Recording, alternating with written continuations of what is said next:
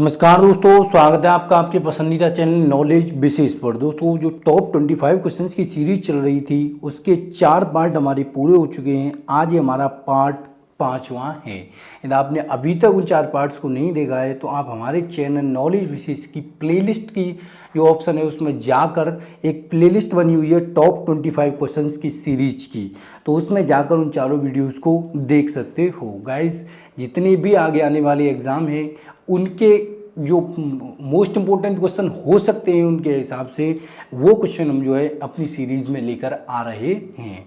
Guys, आपके exam के point of view से मोस्ट इंपोर्टेंट क्वेश्चन ये हम जो अपनी सीरीज में लेकर आते हैं। तो चलिए गाइज, करते हैं आज की क्लास स्टार्ट। तो क्लास स्टार्ट करने से पहले आप लोगों से एक रिक्वेस्ट करना चाहेंगे, यदि आप हमारे चैनल पर नए हो तो चैनल को सब्सक्राइब कर लीजिए, बेल आइकन बटन को प्रेस कर लीजिए ताकि जब भी हम वीडियो डालें गाइज उसकी अपडेट आप तक पहुंच सके। गाइज, यकीन मानिए 25 क्वेश्चंस की जो सीरीज चल रही है वो आपके एग्जाम के पॉइंट ऑफ व्यू से मोस्ट इंपॉर्टेंट है। तो चलिए गाइज, करते हैं आज की क्लास स्टार्ट। ये हमारा पहला क्वेश्चन, ग्रीन एग्स इनमें से किससे संबंधित है? तो गाइस, ग्रीन एग्स जो है वो BSE से संबंधित है। किससे संबंधित है? ग्रीन एग्स BSE से संबंधित है। तो इस प्रकार इसका विकल्प हमारा ए सही हो जाएगा। चलिए देखते हैं अगला क्वेश्चन। अगला क्वेश्चन है हमारा, आदि मानव ने सर्वप्रथम क्या सीखा था? मोस्ट इंपोर्टेंट क्वेश्चन है गाइस, इसको वेरी मोस्ट इंपोर्टेंट क्वेश्चन समझना, क्योंकि आने वाले जो रेलवे ग्रुप डी के एग्जाम चल रहे हैं ना गाइस, उनमें ये क्वेश्चन पूछा जा सकता है। तो आदि मानव ने सर्वप्रथम सीखा था गाइस आग जलाना। आदि मानव ने सर्वप्रथम क्या सीखा था? आग जलाना सीखा था। क्योंकि आपको पता है गाइस, उनका रहन सहन तो था नहीं कहीं, वो जंगलों में घूमते रहते थे, तो जंगली जानवर उन पर अटैक ना करें इसके लिए उन्होंने पत्थर के टुकड़ों को टकरा कर चिंगारी जो निकली उससे आग जलाना सीखा था। और उसी पर वो जो जानवर होते थे उनको मार कर पका हुआ मांस खाने लगे थे। तो आदि मानव ने सर्वप्रथम क्या सीखा था? आग जलाना सीखा था। तो इस प्रकार इसका विकल्प हमारा सी सही हो जाए, ए सही हो जाएगा। चलिए देखते हैं अगला क्वेश्चन।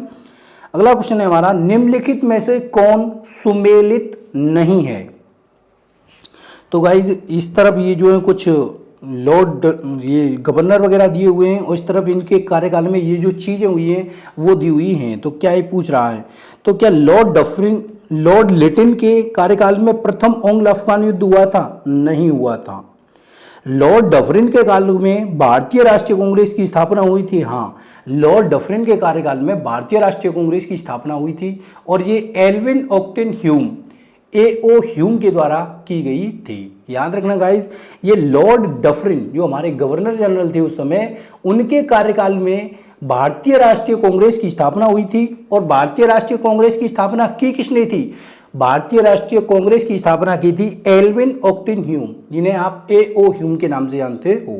तो आप ये मत समझना कि लॉर्ड डफरिन ने ही की थी। लॉर्ड डफरिन उस समय गवर्नर जनरल थे जब भारतीय राष्ट्रीय कांग्रेस की स्थापना एल्विन ऑक्टेन ह्यूम ने 1850 ईस्वी में की थी। लॉर्ड डलहौजी के कार्यकाल में अवध का विलय हुआ था।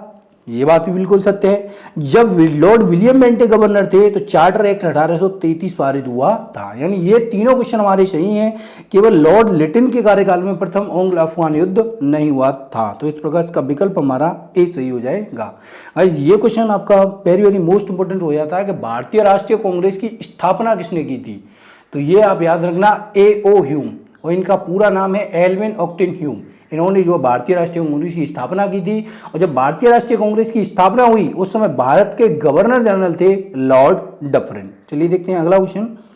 अगला क्वेश्चन है हमारा, पहिए का आविष्कार किस काल में हुआ था? वेरी मोस्ट इंपोर्टेंट क्वेश्चन है गाइस। तो जो पहिए का आविष्कार हुआ था वो नवपाषाण काल में ही हुआ था। यहाँ मानव जो है, मनुष्य जो है खेती करना शुरू कर चुका था। खेती करने के लिए वो बैलगाड़ी वगैरह का इनका प्रयोग करता था, तो बैलगाड़ियों में लगाने के लिए तो पहिया चाहिए था गाइस। तो उसके लिए जो है पहिए का आविष्कार किया गया था नवपाषाण काल में। तो इस प्रकार का विकल्प हमारा सी सही हो जाएगा। चलिए देखते हैं अगला क्वेश्चन। अगला क्वेश्चन है, मानव द्वारा सर्वप्रथम उपजाए गए अनाज कौन सी थी? वेरी मोस्ट इंपोर्टेंट क्वेश्चन चल रहे हैं गाइस। ये सीरीज को आप बिल्कुल भी मत छोड़ना गाइस, ये टॉप 25 क्वेश्चंस की सीरीज आपके लिए मोस्ट इंपोर्टेंट है। तो मानव द्वारा उपजाए गए सर्वप्रथम उपजाए गए अनाज कौन से थे? तो वो थे गाइस गेहूं और जौ। ये गाइस अभी जो ग्रुप डी के एग्जाम चल रहे हैं उनमें पूछा भी गया है। मानव द्वारा सर्वप्रथम उपजाए गए अनाज कौन से थे? गेहूं और जौ। तो इस प्रकार इसका विकल्प हमारा डी सही हो जाएगा। चलिए देखते हैं अगला क्वेश्चन। सिंधु घाटी सभ्यता के लोग किसकी पूजा करते थे? तो जो सिंधु घाटी सभ्यता के लोग थे वो पशुपतिनाथ की पूजा करते थे। किसकी करते थे? सिंधु घाटी सभ्यता के लोग पशुपतिनाथ की पूजा करते थे। लेकिन गाइस आप एक क्वेश्चन और याद रखना, सिंधु घाटी सभ्यता के अंदर किसी भी मंदिर के अवशेष नहीं मिले हैं। सिंधु घाटी सभ्यता के अंदर किसी भी मंदिर के अवशेष नहीं मिले हैं। वो लोग पशुपतिनाथ की पूजा तो करते थे लेकिन वहां किसी मंदिर के अवशेष जो है नहीं मिले हैं। यही एक खास बात है सिंधु घाटी सभ्यता में कि वहां किसी मंदिर के अवशेष नहीं मिले हैं। अपने देश भारत में जो मंदिरों का जो काल शुरू हुआ था वो लगभग गुप्त काल से शुरू हुआ था। गुप्त काल से लोग मंदिरों का निर्माण करने लगे थे, लेकिन उससे पहले बहुत कम मंदिर थे। लेकिन सिंधु घाटी सभ्यता से किसी भी मंदिर के अवशेष जो हमें नहीं मिले हैं। तो इस प्रकार इसका विकल्प हमारा सी सही हो जाएगा। चलिए गाइस देखते हैं अगला क्वेश्चन। अगला क्वेश्चन है हमारा, सर्वाधिक हल्की गैस कौन सी है?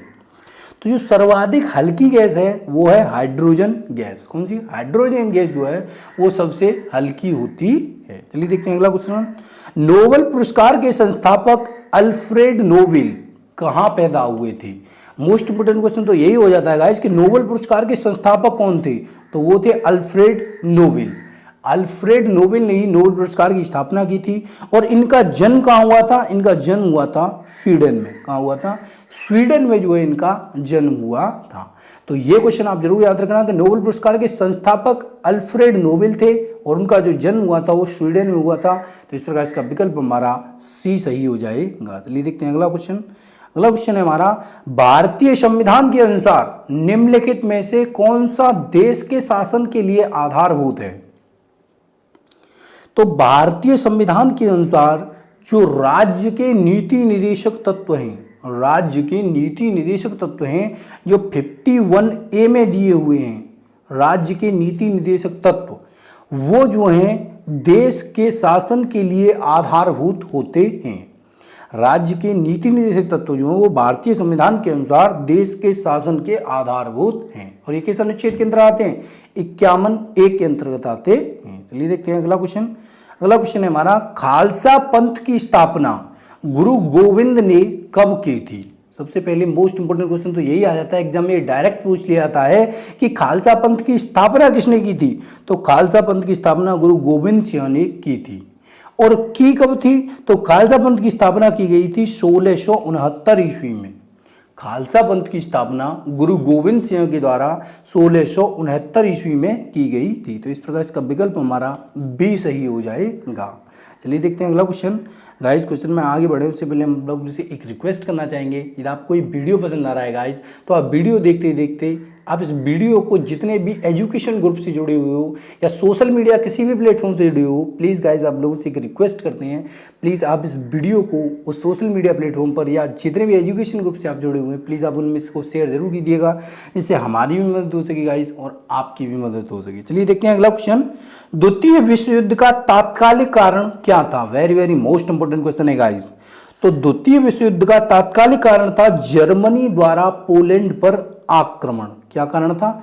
जर्मनी ने पोलैंड पर आक्रमण किया था और यही कारण बना था द्वितीय विश्व युद्ध का। तो इस प्रकार इसका विकल्प हमारा बी सही हो जाएगा। चलिए देखते हैं अगला क्वेश्चन। बैरोमीटर किसको मापने में कार्यरत होता है? तो बैरोमीटर से क्या मापा जाता है गाइस? बैरोमीटर से किसी भी चीज का दबाव मापा जाता है। क्या मापा जाता है? प्रेशर मापा जाता है, दबाव मापा जाता है बैरोमीटर के जरिए। तो इस प्रकार इसका विकल्प हमारा सी सही हो जाएगा। चलिए देखते हैं अगला क्वेश्चन। अगला क्वेश्चन है हमारा, कावेरी नदी का अंत कहाँ होता है? तो जो कावेरी नदी अंत में जो गिरती है वो बंगाल की खाड़ी में गिरती है। कावेरी नदी का अंत कहाँ होता है?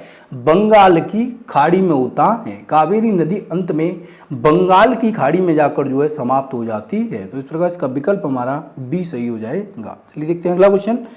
विश्व पर्यावरण दिवस कब मनाया जाता है? गाइस ये very very most important question है।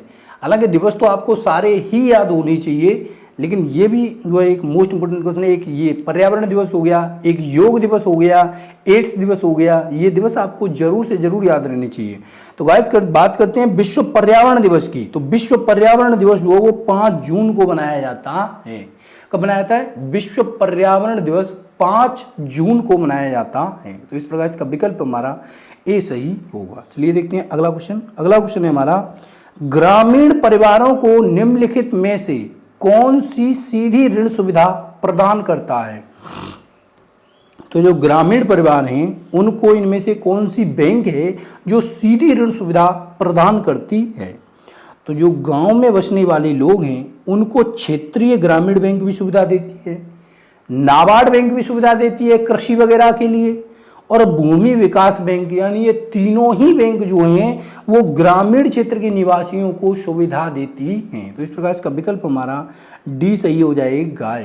क्षेत्रीय ग्रामीण बैंक तो सुविधा देती है, नाबार्ड बैंक भी सुविधा देती है कृषि वगैरह के लिए, और जो भूमि विकास बैंक है वो भी ग्रामीण क्षेत्र के निवासियों को जो सुविधा देती है। तो इस प्रकार ये तीनों ही विकास बैंक जो हैं वो ग्रामीण क्षेत्र के निवासियों को सुविधा देती हैं। तो इस प्रकार इसका विकल्प हमारा डी सही हो जाएगा। चलिए देखते हैं अगला क्वेश्चन।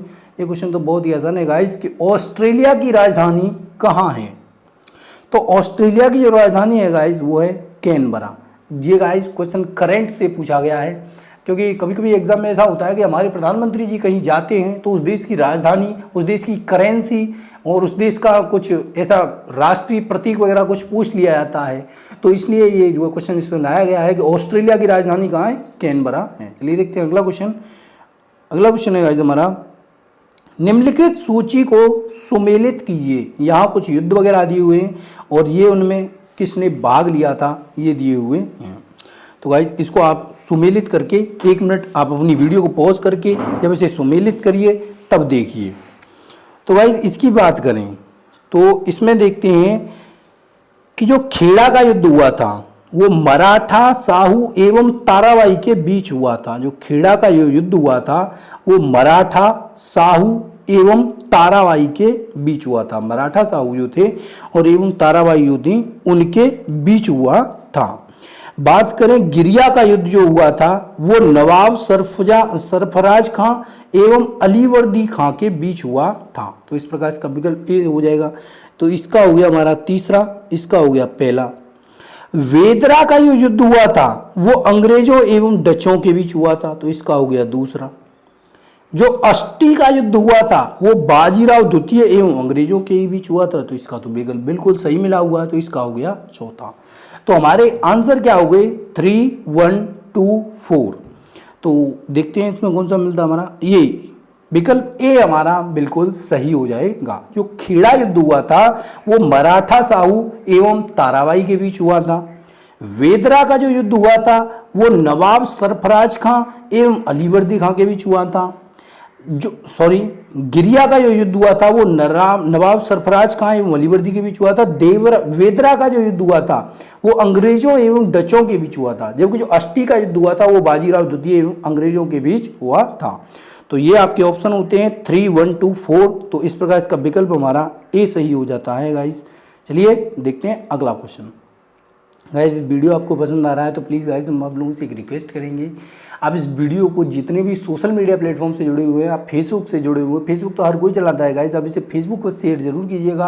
आप किसी भी एजुकेशन ग्रुप से जुड़े हुए हैं तो उसमें भी शेयर जरूर कीजिएगा, जिससे गाइस हमारी भी मदद हो सके और आप लोगों को भी इसका फ़ायदा मिल सके। और जितने भी हमारे भाई एजुकेशन की तैयारी कर रहे हैं, जितने भी कम्पिटिटिव एग्जाम की तैयारी कर रहे हैं, उन लोगों तक ये वीडियो पहुँच सके। चलिए गाइस देखते हैं अगला क्वेश्चन। अगला क्वेश्चन हमारा, निम्नलिखित में से कौन सा युद्ध सेंट टोमे के युद्ध के नाम से भी जाना जाता है? तो सेंट टोमे के युद्ध के नाम से जाना जाता है प्रथम कर्नाटक युद्ध। प्रथम कर्नाटक युद्ध को सेंट टोमे के युद्ध के नाम से भी जाना जाता है। चलिए देखते हैं अगला क्वेश्चन। द लाइफ डिवाइन पुस्तक किसके द्वारा लिखी गई थी? मोस्ट इंपोर्टेंट क्वेश्चन है गाइस, ये कई बार एग्जाम रिपीट हुआ है। तो द लाइफ डिवाइन जो पुस्तक थी वो श्री अरविंद के द्वारा लिखी गई थी। किसके द्वारा? श्री अरविंद के द्वारा द लाइफ डिवाइन पुस्तक लिखी गई थी। तो इस प्रकार इसका विकल्प हमारा सी सही हो जाएगा। चलिए देखते हैं अगला क्वेश्चन। निम्नलिखित में से कौन सा कथन असत्य है? तो इनकी बात करें कि इनमें से कौन सा कथन असत्य है गाइज, तो प्रथम आंग्ल मैसूर युद्ध में मद्रास की संधि हुई थी, ये बात तो बिल्कुल सत्य है, क्योंकि प्रथम आंग्ल मैसूर युद्ध में मद्रास की संधि हुई थी। द्वितीय आंग्ल मैसूर युद्ध में मंगलोर की संधि हुई थी, ये बात भी बिल्कुल सही है। तृतीय आंग्ल मैसूर युद्ध में श्रीरंगपट्टनम की संधि हुई थी, यानी ये गाइस तीनों ही विकल्प हमारे सही हैं। जो प्रथम आंग्ल मैसूर युद्ध हुआ था उसमें मद्रास की संधि हुई थी, द्वितीय आंग्ल मैसूर युद्ध में मंगलोर की संधि हुई थी और तृतीय आंग्ल मैसूर युद्ध में श्रीरंगपट्टनम की जो है संधि हुई थी। तो ये तीनों ही आप गाइस याद रखना। तो इस प्रकार इसका विकल्प हमारा ए बी सी न होकर क्या हो जाएगा? डी हो जाएगा कि उपरोक्त, सॉरी गाइस,